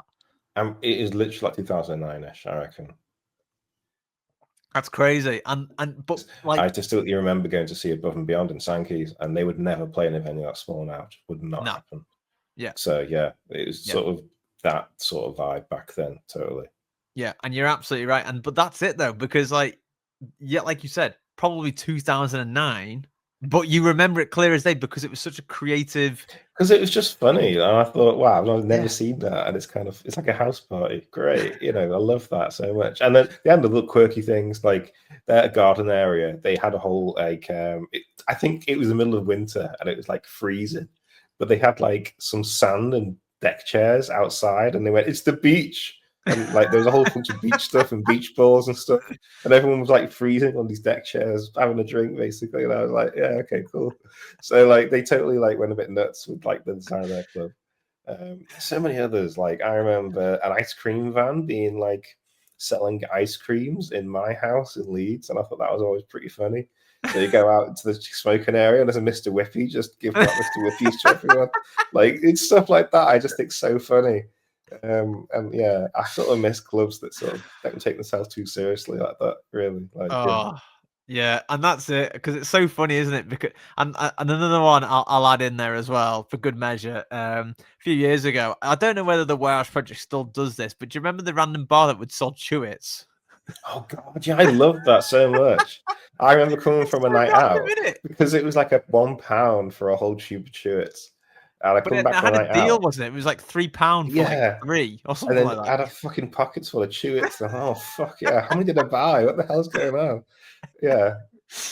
That was so funny, wasn't it? Because like, you go to the bar, you'd be like, when you're on the dance floor or whatever, you'd be like, "Oh, I'm gonna go get a That was drink." They're Warehouse like, Project, wasn't it? I "Yeah, remember. where else?" So Yeah. like, you'd say, "I'm just gonna go for a drink." You cut and like you disappear for like 10 minutes. You come back with the drink and then like a pocket full of chewing. Pocket full of fucking Chewits.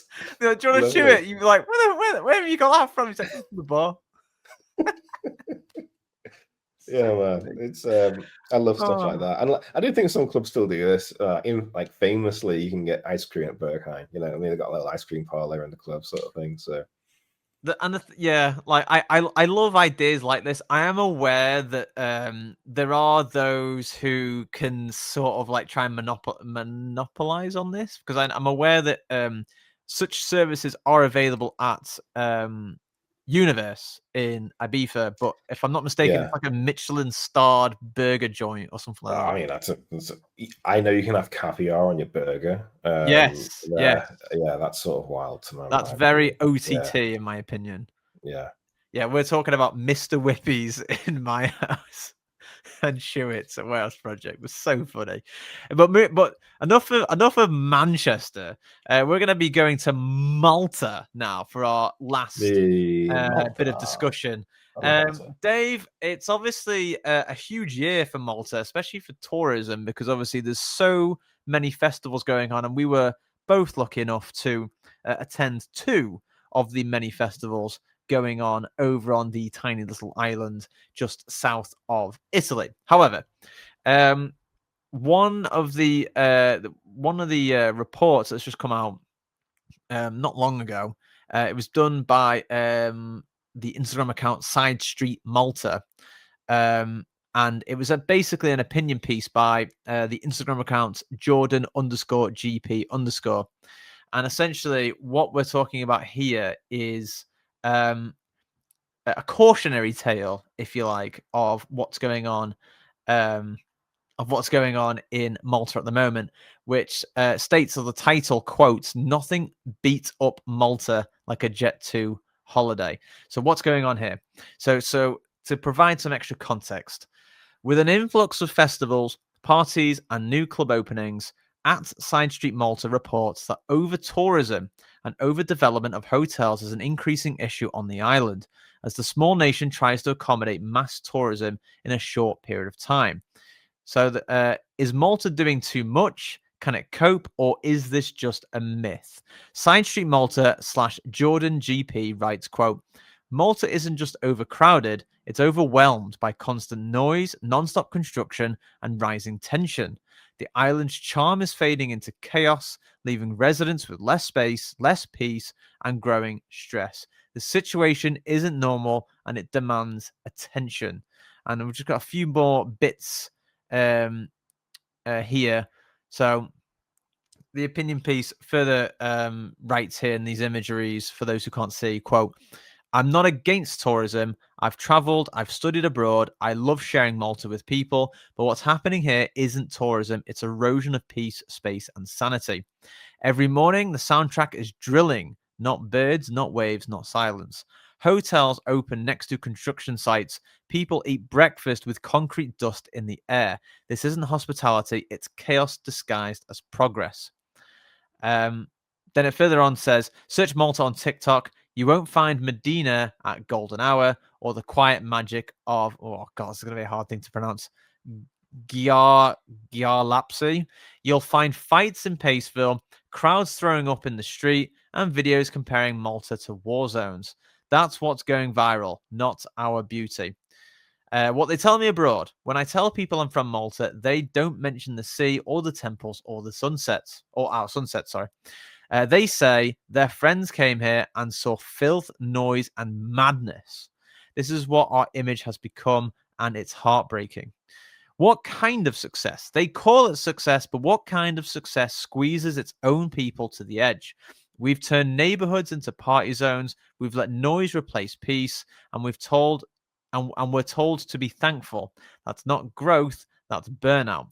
Malta is full, not with people, but with pressure, with noise, and with tension.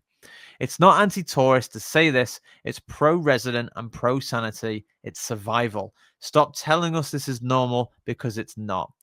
And that was by, there you go. There's the photo of the chap, Jordan Galea Pace. And as you can see there, having an opinion that you would like to share, DM or email the Side Street Malta team, hello@sidestreetmalta.com. And so, yeah, that is the roundup of the opinion piece of what's going on in Malta. Now, obviously, me and Dave both were in Malta in May.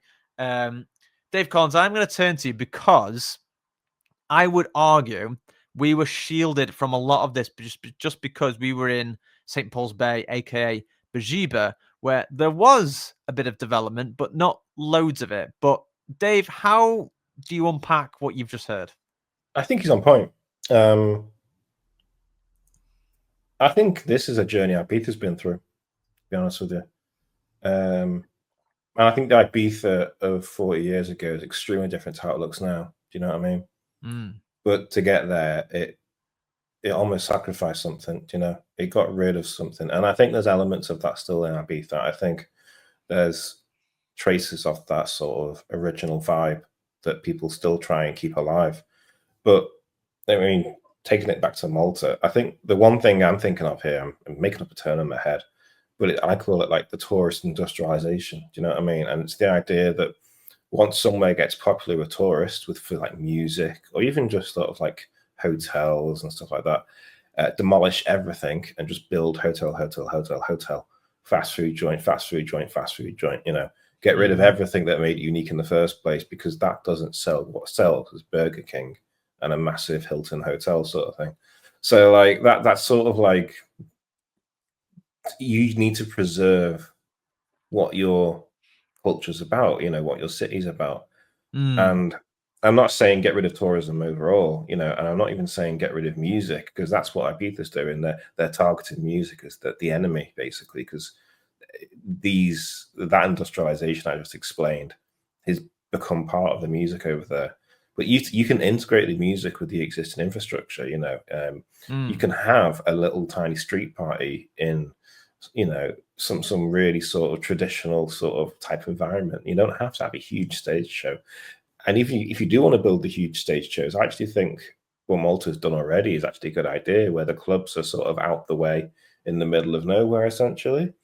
And so, Yeah. you still can have those big stage shows, but the cities and the towns can still retain their character. I think a lot of this is just down to the planning of the government over there, right? And just, Mm. approving the right things and denying other things. I'll tell you one thing I learned last week. In Ibiza, in San Antonio, Yep.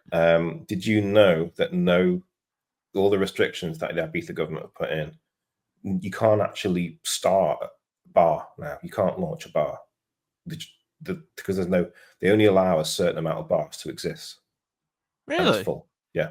So that if there's a bar, if you want to start up, if you want to buy a house in Ibiza or buy a street side venue and it says, I'm going to sell alcohol, they'll say, no, you're not allowed to. Just point blank refused. But you know what you can do? You can turn it into a hotel that plays music, All right, but it can't be a bar. but it can't be a bar. What about And I'm a like, club? no, but it can be a Really? hotel.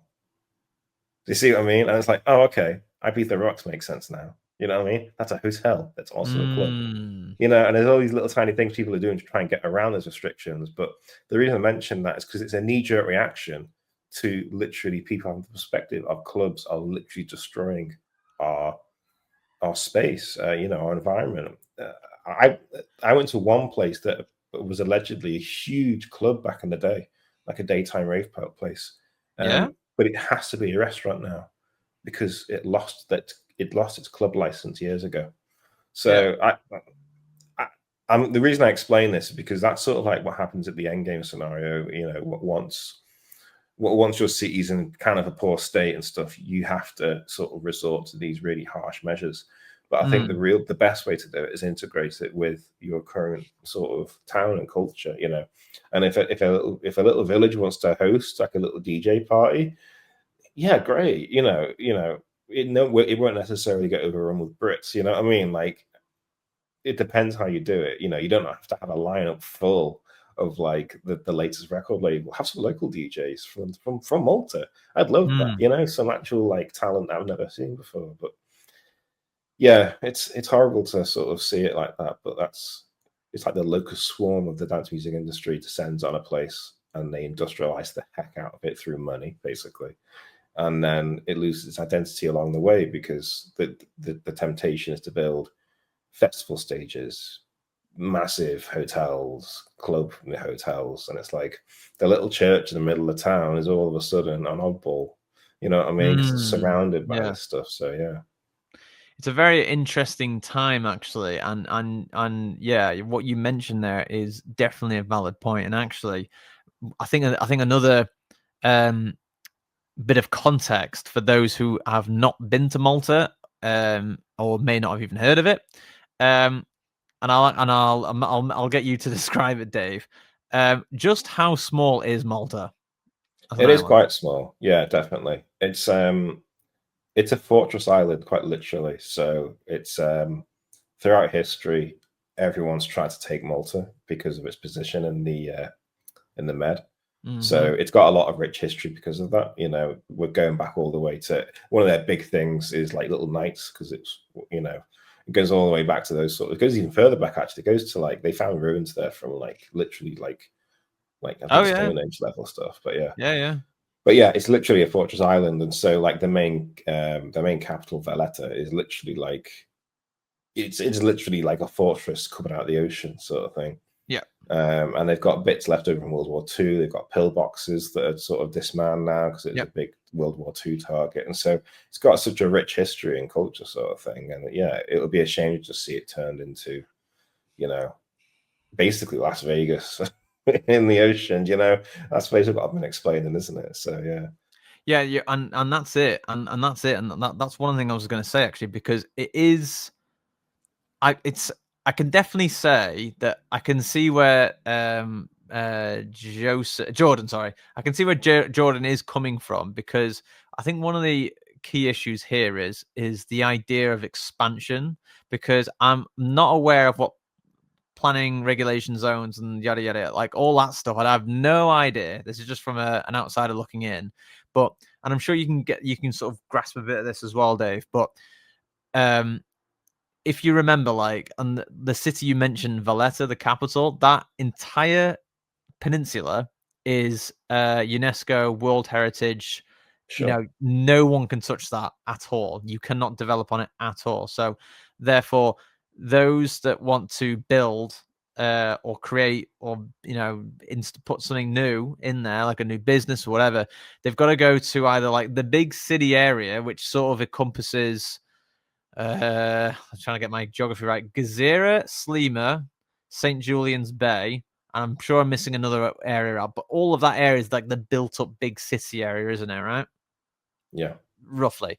Now we've been there, and if you remember as well, the density of some of these streets is actually kind of mind blowing, because there's not a lot of space, is there, for No, it's very new small. construction? Yeah. So I get it when they say, there were reports of like people trying to have their breakfast outside, but they're getting it covered in concrete dust because of the nearby construction. However, that sounds bad, and I get it, and it is bad. However, I think a little bit of extra context should be applied here to say the density of Malta in cities and so on is incredible because the island is so small, right? Yeah, Because totally. Yeah. it's like you are literally next door to loads of stuff, right? And that's why there's quite a few high rises as well, because the only way is up. You can't spread out, right? Right.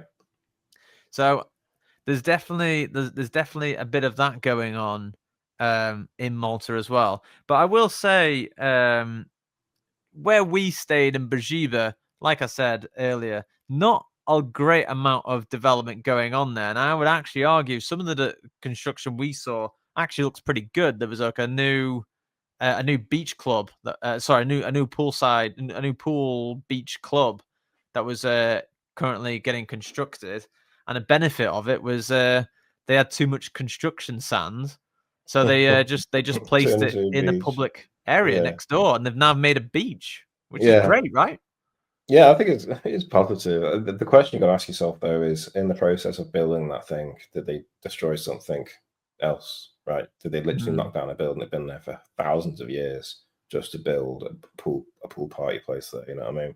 yeah, That's when it gets destructive. yeah. Like, so you need to make sure the two coexist. And in fact, in Bajiva, there's a great example of this. They had all the beach bars and everything, but they had some. I remember that Italian restaurant we went in, and it was just sort of like so tiny, and traditional. At least it felt it to me.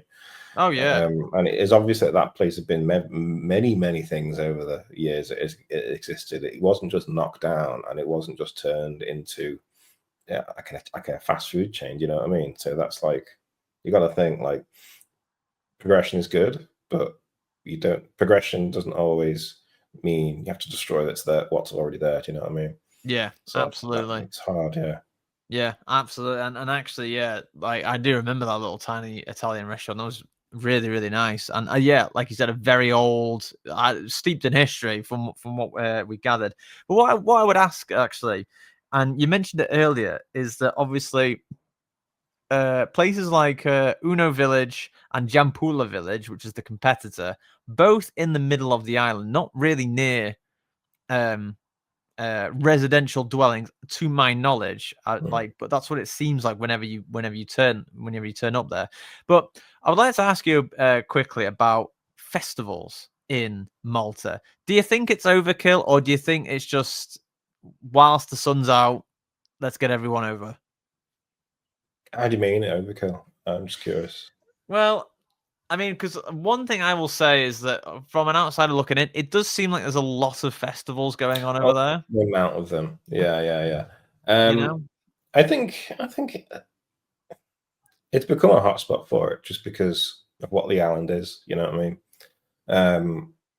I don't think that's a bad thing necessarily. I think that's actually really good. But I always say there's a different festival every week in Malta, Yeah, it's and you go it's there. literally like that. Yeah, Yeah. and you go there when you get the festivals on that you really like, and that's pretty cool. I can vibe with that. Um, that's almost sort of more convenient than Ibiza in some regards. Do you know what I mean? Because you can go and concentrate your sort of gigs to like just the weekend. So you can literally fly out on a Friday, come back on a Monday, and Yeah. because festivals are so packed anyway. You literally have 6 venues over the weekend, right? Because you have a day party and a night party. So that's like 2, 4, 6. If you really went nuts. So yeah, I mean, I think it's kind of good for that. Don't get me wrong. Like, yeah, it's totally a thing, but you need to make sure that doesn't impact what they're saying here. So I think doing it at Uno is completely fine because, from what I can understand, Uno is kind of like you on its own, a middle of nowhere sort of thing. Yeah. I'd feel a bit annoyed if there's a festival every single day in Valletta, you know what I mean, or like Oh on my yeah, front yeah. doorstep. Yeah, so it's where it happens totally. Yeah, and what would you say to the quote here that says this isn't hospitality, it's chaos disguised as progress. And it Mm. says here also hotels open next to construction sites and people eat breakfast with concrete dust in the air. Now that if I'm not mistaken, he is relating to a clip. There was a viral clip that I saw a while ago, and annoyingly I didn't save it for the podcast, but those may have seen it, and it was people on like a rooftop pool area, and there was loads of construction literally next door, and it was like that. Basically, they were drilling through solid reinforced concrete, I was assuming, and all of those concrete dust particles and so on was all going up into the air and then going straight over into that rooftop area, and it was just basically contaminating, if you like, that entire Sure. area where they were eating and even the pool as well. But like, what I would ask, who's really to blame here? Is it people accepting the planning permission to say you can build it there? Is it the construction workers? Is it the hotel? Like, because the thing is, if you're a paying tourist and you go to this hotel and you have this type of disruption, it's hard to say who's at fault here, right? Yeah, I mean, it's very hard to point fingers when ultimately what's happening is you've got a lot of people, a lot of growth is happening in very fast periods, sort of thing, which is exactly what's happening in Malta right now. And I think that's good generally for a country to have fast growth. I suppose you just need to ask how it's being done. So I have no doubt in 10 years Malta's going to have quite a big tourist infrastructure sort of thing. I think the construction will slow down at some point, Mm. but I don't know. Do you slow down the construction to one thing at a time and sacrifice growth, or do you let people go nuts with growth and sort of for a while, sort of wreck the local environment a little bit as you're building things? A part of me thinks a little bit the building regulations as well, right? Because I don't know much about this, but surely there's regulations that you shouldn't really do stuff like that in sort of urban environments, right? Let concrete dust spew around everywhere, you know what I mean? But I don't really know, to be honest with you. Yeah, I can shine a little bit of light on that. I mean, I don't really know much about the Maltese construction building regulations, but I know that over here in the UK, considerations always must be made to control the spreading of dust, concrete dust and particles, because not only does it make things dirty, but it's obviously not very good for you to breathe it in, Yeah, because we're totally. literally talking about concrete particles here, for God's But it's sake. like pollution, like really bad pollution at that. So yeah, Oh, it's like absolutely. And yeah, I will. And I mean, I will say, like, I don't want to bash on the Maltese construction industry, but like, do you remember in Bejiba when they were like trying to install those window panels on that high rise in Bejiba? Do you remember the method they were doing it in? Do you remember that mm. random like conveyor belt lift thing? Oh yeah, they actually, yeah. It And was they very didn't cordon sketched. any of it off. Yeah. You could And literally walk again, underneath it. yeah, I think there's probably a little bit thing going on here with that as well. That's why I was thinking it. I remember seeing a guy like just walking around with no harnesses or anything on like these massive Yeah, skeletons of high-rise buildings, and I was like, wow, that's a bit scary. So yeah. Hmm. yeah, and In closing, like obviously the opinion piece is basically suggesting that obviously the developments going on there is just causing chaos for residents and so on. And obviously there was obviously the example of this people eating breakfast and there was concrete dust in the air. But you know, if residents are, you know, coming all together to say, you know, we don't like this, we need changes, and then but all the tourism is continuing to be influxing into the island. If you are in local government or in this type of power, what's the answer? Dave Collins. It's tough. I mean, the government should listen to the people at the end of the day. That's sort of like what government's for. But you need to sort of realize that the country also has industries it needs to sort of aim for. It needs to get money, income, right? So that's like a really hard bit. And I think, like I mentioned Ibiza, but I just think it's going through the same journey Ibiza did to a large degree, you know? And I think the main part of it is needs to just make sure you retain your heritage of your country. Don't just turn it into Las Vegas sort of thing. And not that I've got anything against Las Vegas, but it's the idea that you just build overnight like a theme park for adults. Like that's not really what you should do to Malta, you know. You just need to take consideration on how it evolves and really be careful with that. And yeah, I mean, I think Ibiza's retained its origin. Like there's definitely like it's there. But I'm not going to lie, there's lots of commercialization that's happened over there as well. And, you know, I think that's probably what Malta's going to face rather soon if it continues to blow up in its popularity. So, yeah. Yeah, and that is interesting actually, because I think there's a fine balance between these types of tourism and I'm just seeing this quote this comment here from the Instagram account Taste of Gozo, who says, quote, quality over quantity. For the love of God, please bring us quality tourists who are here to respect and cherish our past and are interested in preserving our future. Tour operators have a lot to answer for too. Stop encouraging this mass tourism for the quick dollar. Stop killing the very hand that feeds you. And I think you've sort of alluded to it as well when you were comparing it to Las Vegas, because as you highlighted, Malta has an incredible history and culture about itself, but then there's also a massive tourism industry which is not really focused on that. It's just partying. So where do we find this balance of these types of tourists, or where do we find this balance of how can they sort of sit alongside each other and you can sort of do a bit of both? Is there an answer to this, Dave, or are we just waffling? What do we think? You can make it coexist. You need to be really careful because you got to make sure the correct regulations are in place. It doesn't stifle growth, but then also retains heritage. And I think that's really hard to do. You know, I'm not going to lie. It's very hard to do. The two things I will say that like maybe like they maybe they can go hand in hand, but do you remember the castle rave party thing at Rung Open Air Festival? Could you technically say that's where sort of like two interests collide, because you're there to party, yeah, but like I'm sure I wasn't the only one who was quite curious to know like what even the castle was or who occupied it. Do you know what I mean? Yeah, so it's a legit There. castle. Like, yeah, it's not been built overnight. That's a legit castle. I think it was built in the 1800s or something. Yeah. And I think it was used for a nearby. I think I read a little bit about this, but that place was initially built as a retreat because people used to, like pirates used to appear and stuff like that. So each little village in Malta used to have some sort of refuge in case pirates appeared that they could basically hide in, sort of thing.